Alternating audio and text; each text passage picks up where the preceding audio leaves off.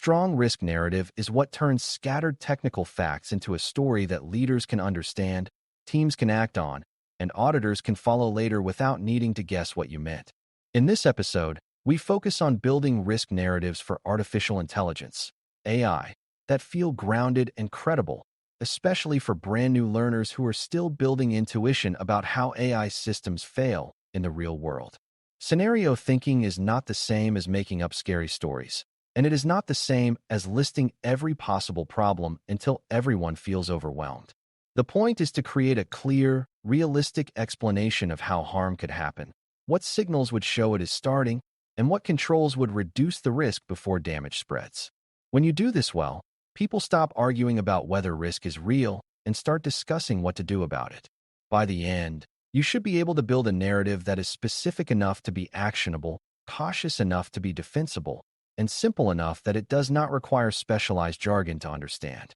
Before we continue, a quick note. This audio course is a companion to our course companion books. The first book is about the exam and provides detailed information on how to pass it best. The second book is a Kindle-only ebook that contains 1,000 flashcards that can be used on your mobile device or Kindle. Check them both out at cyber.author.me in the Bare Metal Study Guide series. A useful way to understand risk narratives is to see them as bridges between two worlds that do not naturally speak the same language. On one side, you have technical details like data sources, model behavior, integrations, access controls, and monitoring signals, which can be precise but hard for non-technical stakeholders to interpret. On the other side, you have business outcomes like customer harm, regulatory exposure, reputational damage, and operational disruption, which are easy to care about but easy to oversimplify. A strong narrative connects those worlds by describing a plausible path from a system behavior to a real consequence, without exaggeration and without hand-waving. Beginners often think risk narratives must be dramatic to get attention, but drama is not credibility, and credibility is what makes decisions stick. Your job is to describe what could happen, not what might happen in a movie. When you can show how a model's output becomes a decision, and how that decision becomes harm, you make risk visible in a way that invites responsible action. Scenario thinking is the engine that powers strong narratives, but scenario thinking needs discipline so it does not drift into guesswork. A scenario is a structured what-if that stays anchored to the system's actual purpose, actual environment, and actual users. It begins with an operational reality, like a support team using an AI assistant to draft responses, a product team using a model to recommend actions, or a compliance team using a model to summarize policy obligations. It then introduces a plausible stressor, like missing context, shifting data patterns, adversarial prompts, or an integration that exposes sensitive data. Finally, it describes what could go wrong in a way that can be tested or monitored, not just imagined. The value of a scenario is that it forces you to connect cause and effect, which prevents vague claims like AI is risky. Beginners should remember that scenarios are not about predicting the future with certainty. They are about identifying plausible failure paths so you can design controls. The phrase "without guesswork" matters because risk narratives lose trust when they contain claims that cannot be supported by observable evidence or reasonable assumptions.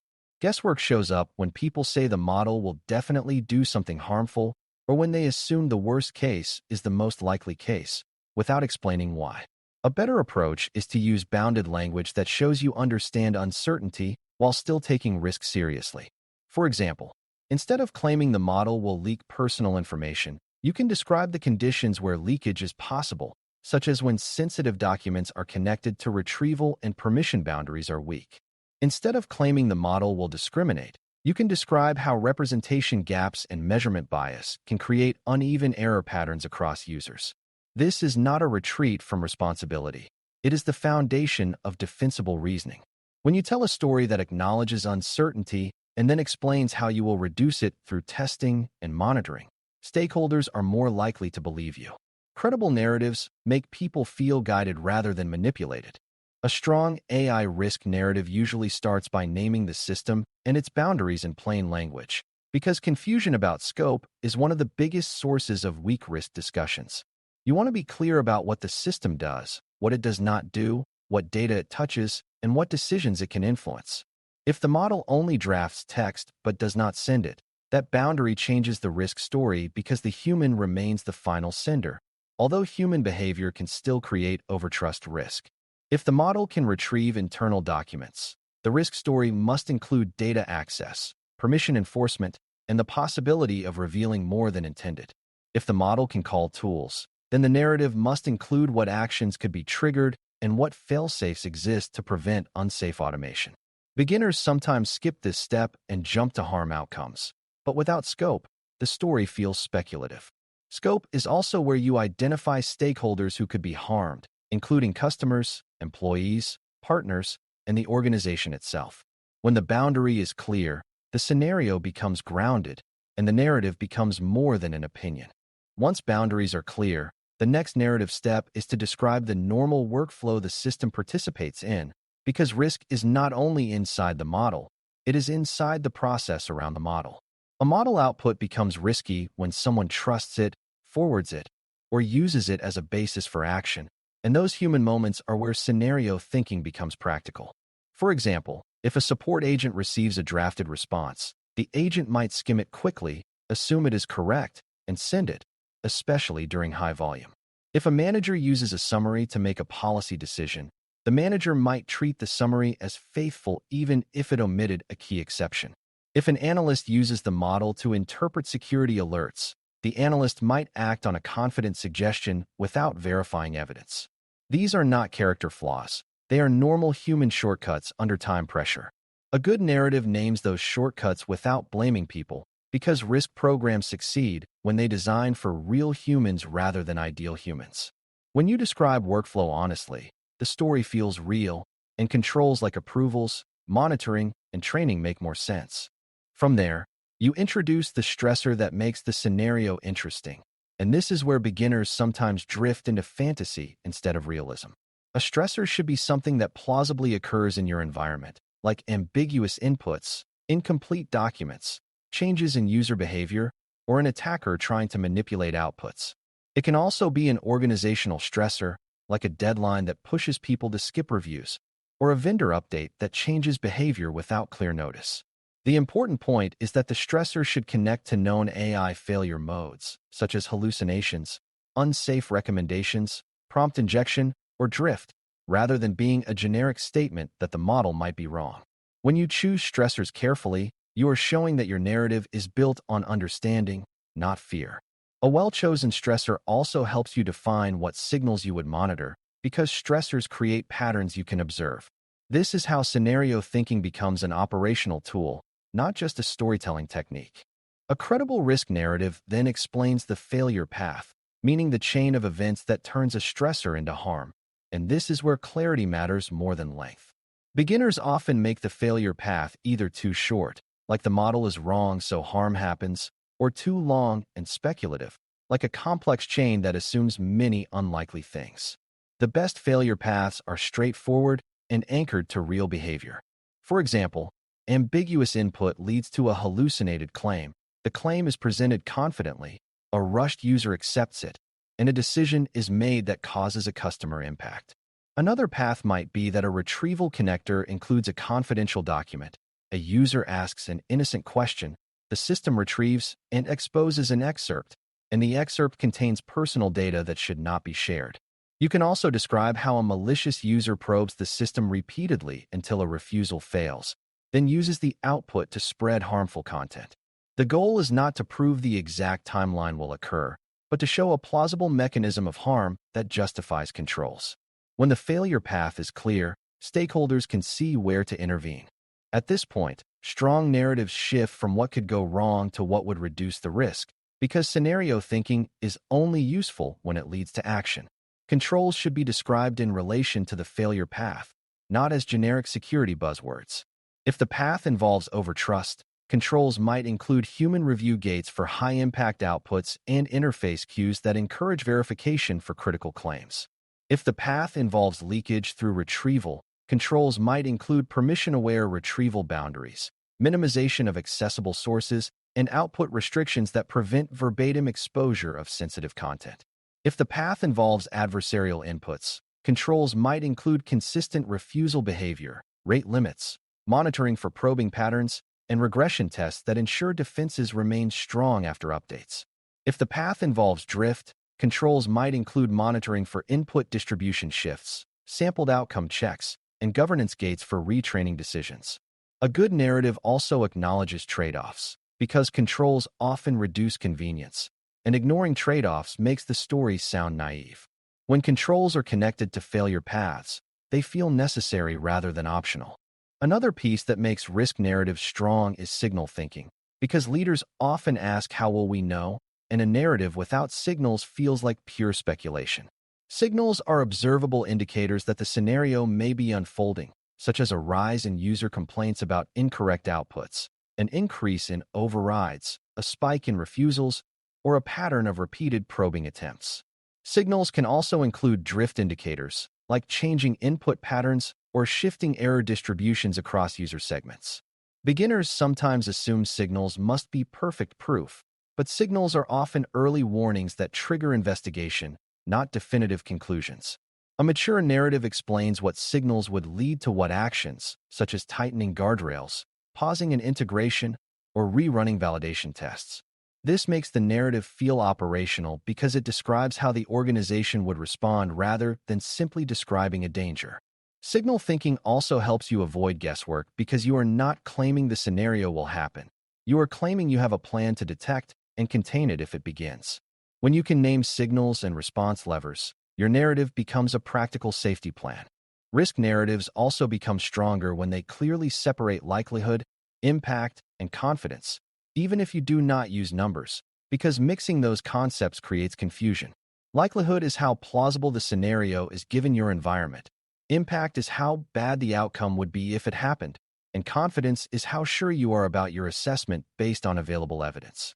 Beginners sometimes treat risk as a single dimension, but a low-likelihood event can still deserve attention if the impact is severe, and a high-likelihood event might be acceptable if impact is small and easily reversible. Confidence matters because it guides what you do next. Low confidence often means you need better testing, better monitoring, or more data about real usage.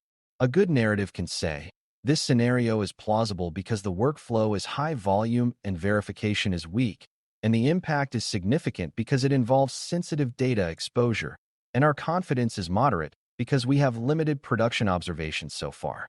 That kind of language is careful without being timid, and it builds trust.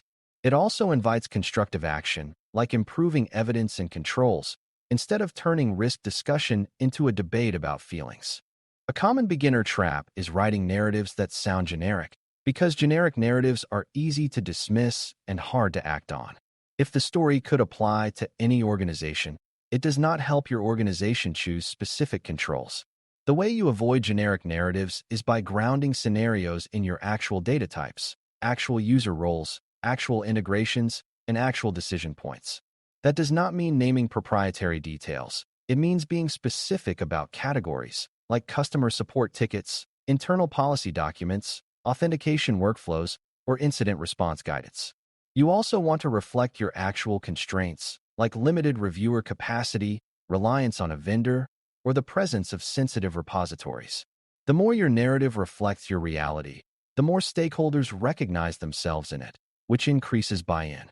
Beginners sometimes think specificity requires technical depth, but you can be specific in plain language by describing the workflow and the consequence clearly. A narrative that names realistic roles and realistic choices sounds like a real plan, not a theoretical lecture. When the narrative is specific, it naturally guides which controls are worth investing in. Strong narratives also require discipline about tone, because alarmist tone can make stakeholders defensive, while overly optimistic tone can make risk invisible. The most effective tone is calm and concrete, describing plausible events and reasonable controls. This is especially important with AI because stakeholders often have strong emotions, either excitement or fear, and narratives can accidentally feed those extremes. A mature narrative does not say the model is dangerous. It says the model can fail in specific ways under specific conditions, and here is what we will do to reduce that risk. It also avoids blaming, because blame creates silence, and silence is the enemy of early detection and learning. When a narrative implies that only careless people create incidents, people stop reporting near misses, and the organization loses valuable signals. A good narrative treats incidents and failures as expected in complex systems and focuses on resilience. This tone makes it easier for teams to admit uncertainty, request more evidence, and improve controls over time. When your narrative invites collaboration, it becomes a tool for alignment rather than conflict. Finally, the best risk narratives end with a clear decision frame, because the purpose of the narrative is not to entertain, it is to support a choice. The decision frame might be whether to proceed with a use case, whether to limit scope, whether to add a guardrail, or whether to delay until validation evidence is stronger. It might also be whether to accept a residual risk temporarily with monitoring and a fallback plan. A good decision frame states what you are asking for, what evidence supports it, what uncertainty remains, and what you will do to reduce uncertainty next. This keeps the narrative from becoming an endless exploration of possible harms. Beginners sometimes feel they must cover everything to be responsible, but responsibility comes from clarity and follow-through, not from exhaustive speculation. When you provide a clear decision frame, you help leaders act without feeling like they are gambling. You also make it easier to revisit the decision later because you documented the reasoning and the conditions. A narrative that leads to a decision is a narrative that has done its job. As we close, building strong AI risk narratives is about using scenario thinking to create grounded, actionable stories that connect system behavior to real outcomes without exaggeration or guesswork. A clear narrative starts with the system boundary, describes the real workflow, introduces a plausible stressor, and explains a failure path that is realistic and testable. It then connects controls to that failure path, names signals that would indicate rising risk, and separates likelihood, impact, and confidence so decisions are made with clarity rather than emotion. Strong narratives avoid generic language by grounding scenarios in real roles, real data categories, and real integrations, and they maintain a calm tone that invites reporting and improvement rather than blame. Most importantly, strong narratives end with a decision frame, because risk work exists to support better choices, not to create fear. For brand new learners, the key takeaway is that scenario thinking is not guessing. It is disciplined storytelling anchored to evidence, and it is one of the most effective tools you have for making AI risk understandable, manageable, and defensible across an entire program. Thanks for listening. For more audio courses, daily newsletters, and more, please visit DailyCyber.News.